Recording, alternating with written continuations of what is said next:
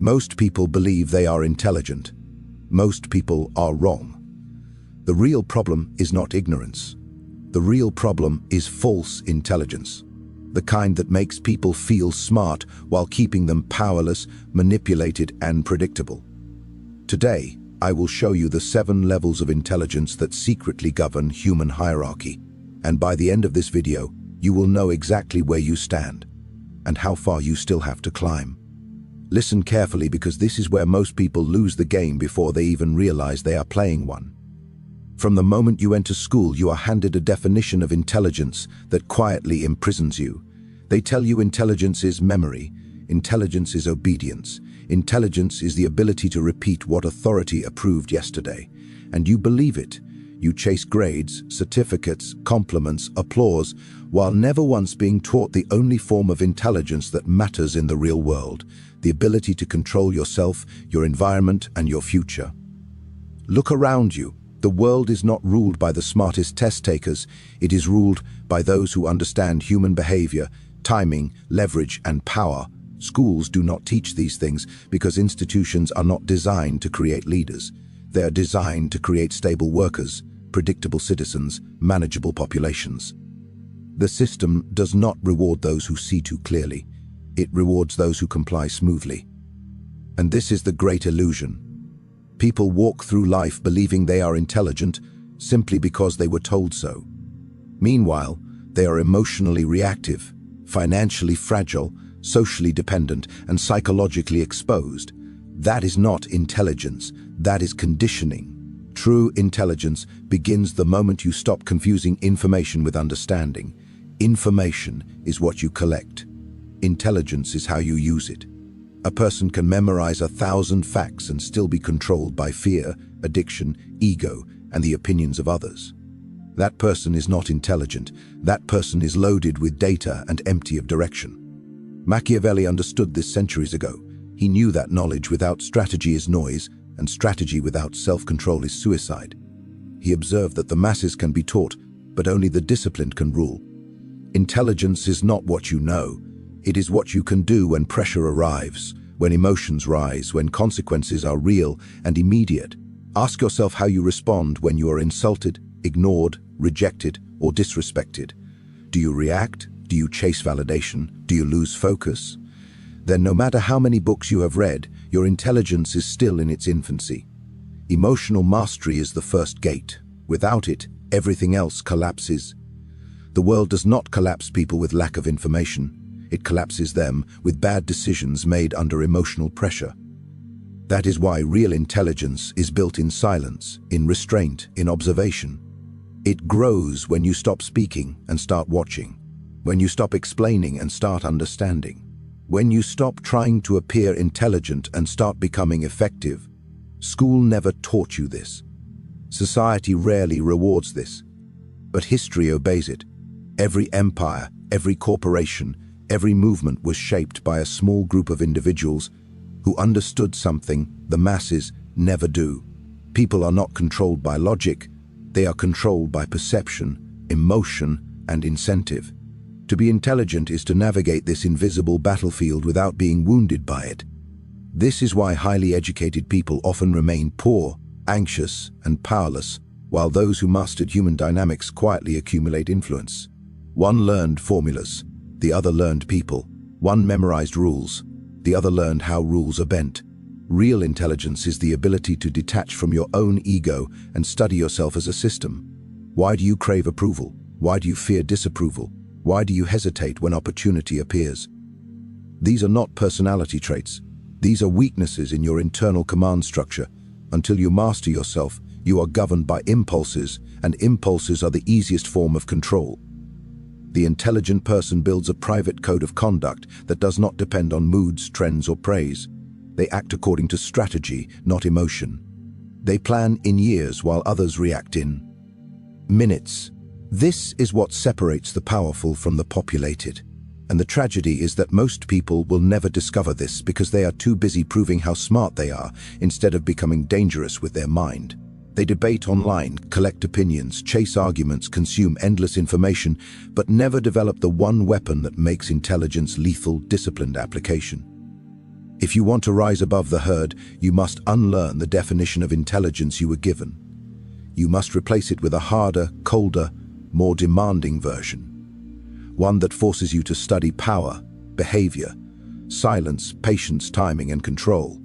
One that trains you to act with precision while others drown in reaction. This is the intelligence that reshapes destiny. Now that you understand what real intelligence is and what it is not, you are ready to see the structure that silently governs every human hierarchy. The world does not operate randomly. It operates by levels of awareness, and each level of intelligence determines the quality of your decisions, the people you attract, the opportunities you see, and the power you are allowed to touch. Most people never realize they're standing inside a ladder. They assume everyone sees the same reality. They are wrong. The first level of intelligence is survival intelligence. At this level, life is nothing but reaction. Fear controls behavior. Hunger, money, approval, and security dominate thought. People at this level wake up already anxious, already chasing something they feel they are missing. They do not choose their lives. They endure them. Their environment programs their mind, and their mind programs their destiny. They believe life happens to them, never understanding that they are unconsciously cooperating with every limitation placed in front of them. Above them is social intelligence. Here, people begin to understand rules, roles, and appearances. They learn how to behave, how to speak, how to fit in. They survive not by fighting the system, but by blending into it. Their intelligence is based on acceptance. They carefully manage their image, avoid standing out too much, avoid risk, avoid conflict. They are intelligent enough to survive, but not intelligent enough to dominate. Then comes tactical intelligence. This is the first awakening. At this level, people begin to recognize patterns. They start understanding cause and effect. They realize actions have consequences, words have power, timing changes outcomes. They learn to make small strategic moves for personal advantage. They negotiate, manipulate, calculate, test, adapt. They begin to taste power for the first time. Above this is strategic intelligence. Now the game changes. These individuals stop thinking in moments and start thinking in years. They plan careers, relationships, finances, positioning. They understand long-term sacrifice for long-term control. They move quietly, patiently, methodically. They do not chase trend. They design futures. Then comes psychological intelligence. This is where true dominance begins. At this level, you understand people deeper than they understand themselves. You see through emotions, motives, fears, desires. You recognize the unspoken language behind every action. You influence without force, persuade without pressure, lead without announcing. You understand that humans are driven not by logic, but by emotion disguised as logic. You stop fighting people and start using the system of human nature itself. Beyond that is philosophical intelligence. Here you detach from the illusions of society. You see how belief systems are built, how power is maintained, how truth is shaped by perspective. You are no longer emotionally owned by events. You are not shaken by loss, praise, or chaos. You observe life as a strategist, not as a participant. You understand the rules beneath the rules. Finally comes sovereign intelligence. This is the highest rank. At this level, you govern yourself completely. Your mind, your emotions, your time, your actions, your future are all under your command. You no longer seek validation. You no longer need permission. You no longer fear uncertainty. You become a designer of your existence. Life stops happening to you. You happen to life. Most people will never rise beyond the second or third level because each ascent requires the death of a former identity. Each step demands brutal self-honesty. Each level removes another comforting illusion. The higher you climb, the lonelier it becomes because few are willing to endure the transformation. This ladder is not about IQ, it is about consciousness, control, and courage. The higher your level, the fewer people can manipulate you and the more influence you possess over outcomes that shape your destiny. Every conflict you face, every frustration, every setback can be traced to the level of intelligence you are currently operating from. When you rise, your problems shrink. When you stay low, your problems multiply. The question is not whether these levels exist. The question is where you are standing right now and how long you're willing to remain there. If rising were easy, everyone would do it. But the truth is harsh. The human mind is built to protect comfort, not to pursue power. This is why most people never escape the lower levels of intelligence. Not because they are incapable, but because they are unwilling to suffer the internal destruction required for transformation. The moment a person begins to climb, they are forced to confront something terrifying: themselves, their excuses, their habits, their emotional dependencies, their false beliefs, their hidden fears. Most people do not fail because the path is difficult. They fail because they cannot tolerate seeing who they truly are without the masks. The lower levels are comfortable because they are familiar. At survival and social intelligence, life feels predictable. The pain is known. The limits are accepted. There is safety in routine, even when the routine is slowly suffocating your potential. The mind clings to what is known, no matter how destructive it is, because uncertainty feels more dangerous than misery. Another trap is identity. People do not defend their behavior, they defend their self-image. If you show them a better way, they do not feel inspired. They feel attacked, because to rise they must admit they were wrong before, and the ego treats that admission as death, so they choose stagnation over humiliation. Then comes emotional addiction. People are not addicted to comfort alone. They are addicted to drama, validation, anger, jealousy, and self-pity. These emotions give them a sense of existence. Without them, they would be forced to face the emptiness of their untrained mind. So they remain reactive, because reaction feels alive. Fear is another chain. Fear of judgment, fear of isolation, fear of failure, fear of success. Each fear whispers that staying small is safer than becoming powerful. And the mind, trained by years of conditioning, obeys. Society itself reinforces this prison. Those who challenge the system are labeled arrogant, unrealistic, dangerous, or insane. The masses punish deviation because deviation exposes their own weakness. When you rise, you become a mirror that reflects what others refuse to become. And then there is the most dangerous obstacle of all, hope without action. People fantasize about becoming better while doing nothing that makes them uncomfortable. They read books, watch videos, repeat quotes, collect motivation, but avoid discipline. This creates the illusion of progress without the pain of progress. The lower levels feel safe because responsibility is low. You can blame the government, your parents, your partner, your past, your circumstances. As you rise, excuses die. Responsibility becomes absolute. You become accountable for every choice, every outcome, every failure. That level of ownership terrifies the unprepared mind. This is why only a few ever climb. Because the price is not money. The price is the death of your old self.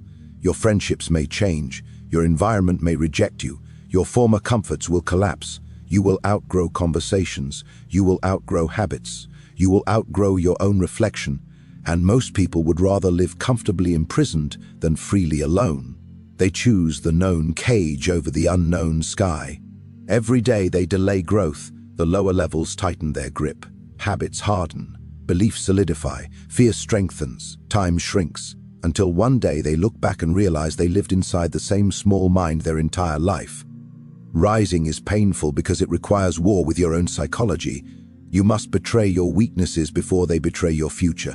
You must abandon who you were to become who you are capable of being. This is the cost of power. Now we arrive at the part that separates the entertained from the transfo. Ahmed, knowing the levels changes nothing. Understanding the traps changes nothing. Only action reshapes destiny, and the action required to rise into the highest rank of thinkers is not glamorous, not comfortable, not popular, but it is absolute. The first transformation begins with silence. Not the absence of sound, but the end of unnecessary reaction. The moment you stop responding emotionally to every stimulus, you reclaim your mental territory. Most people leak power through their mouth, their face, their anger, their explanations. The disciplined mind becomes unreadable. When you speak less, you observe more. When you observe more, you understand more. And understanding is the foundation of command. Then comes deliberate control of attention. Whatever controls your attention controls your future. The highest thinkers design their focus the way generals design battle plans. They decide in advance what deserves their energy and what deserves their indifference. This is why they appear calm in chaos. Their mind is not scattered, it is aligned. Next is emotional sovereignty. You are not required to obey every emotion that appears. Emotions are signals, not orders. The lower ranks live inside their emotions. The highest ranks use emotions as data. Anger becomes fuel, fear becomes awareness, desire becomes direction, and nothing is allowed to dominate the throne of the mind. Then comes the art of strategic patience. Most people want quick results because they are addicted to reassurance. The highest thinkers play long games. They plant seeds no one notices. They endure seasons of invisibility. They invest in futures that only they can see. While others chase applause, they build empires in silence. To rise, you must also master discomfort. Growth does not come from motivation. It comes from disciplined suffering. The mind becomes sharp only when it is forced to perform under resistance. Every day you choose difficulty over convenience. You are training the weapon of your consciousness. Then you study human nature relentlessly, not to manipulate for pleasure, but to navigate reality without illusion. You learn how people think, how they justify, how they deceive themselves, how they follow, how they resist. You stop being surprised by human behavior because you understand it. And when you are no longer surprised, you are no longer easily controlled. At the highest rank, your identity itself changes. You no longer describe yourself by circumstances or emotions. You become a system of principles. Your behavior remains stable even when the world shakes. This is what makes you untouchable. Chaos cannot command you. Opinion cannot move you. Fear cannot own you. Rising also requires ruthless elimination of distractions. You audit your environment. You remove anything that weakens your focus, dulls your mind, or drains your energy. The highest thinkers guard their mental space like a fortress because they know that attention is life. You replace entertainment with study, complaints with planning, wishful thinking with execution. Every decision becomes intentional. Every habit becomes engineered. Nothing is accidental. And then, over time, something remarkable happens. The world begins to bend. Opportunities appear. People respond differently. Resistance fades, influence increases. Not because you demanded power, but because your internal order made power inevitable. This is the path few choose, because it requires isolation, discipline, self-command, and the courage to live without external approval. But those who walk it do not merely survive life, they design it. Now you see the structure beneath the surface of the world. You see why some people remain trapped in cycles of anxiety, reaction, and limitation, while others rise into positions of command, influence, and inner peace. The difference has never been luck, education, or talent. It has always been level of intelligence, not the intelligence of memory, but the intelligence of mastery. You now understand the ladder, you understand the traps, you understand the cost, and you understand the path. What remains is the choice. Most will return to their routines unchanged, comforted by the knowledge yet unmoved by the responsibility. But a few will feel the discomfort of truth echoing inside their mind. That discomfort is the beginning of power. Because once you become aware of the level you are operating from, you can never unsee it. Every reaction exposes why. Every decision reveals your rank. The world will not announce your rise. There will be no applause for your discipline, no recognition for your restraint. But one day, you will notice something far more valuable. Your mind is no longer at war with itself. Your emotions no longer rule you, and your future is no longer a mystery. At that moment, you will realize that intelligence was never about how much you know. It was always about how deeply you command yourself. And when you do, the hierarchy no longer controls you. You become the one who climbs it.